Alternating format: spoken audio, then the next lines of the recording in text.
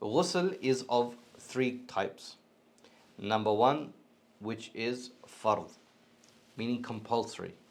Ghusl becomes compulsory on a male only in the condition of janaba. And ghusl is fard on a female in three conditions. Number one, janaba. Number two, hayd. And number three, nifas. Janaba is when a person ejaculates sperm or has sexual intercourse. If a person has sexual intercourse or ejaculates sperm, he enters the state of janaba, and then it becomes compulsory on him to have ghusl. A woman can also be in the state of janaba.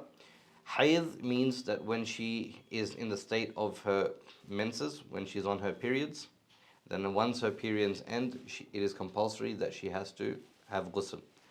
And nifas is the period in which a woman gives birth to a child, and the bleeding that continues after that is called nifas. And there are mustaqil ahkam and masail related to that.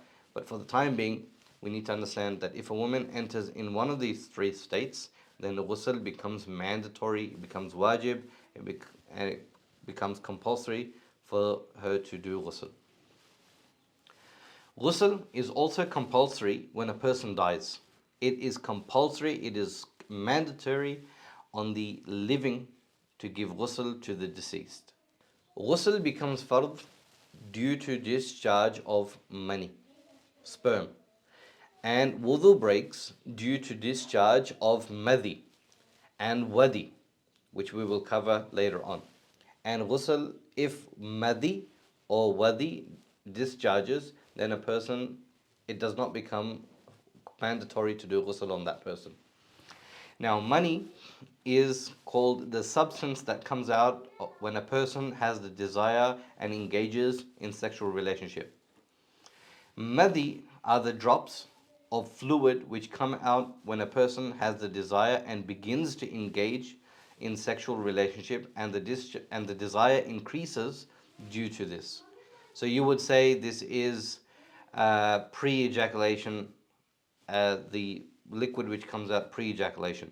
Wadi, a white substance that emerges when an old or a weak person carries something heavy, or does some work, or passes urine, meaning they're doing something. So it's normally like a sickness that with the drops of urine, some white substance comes out. That's considered as wadi.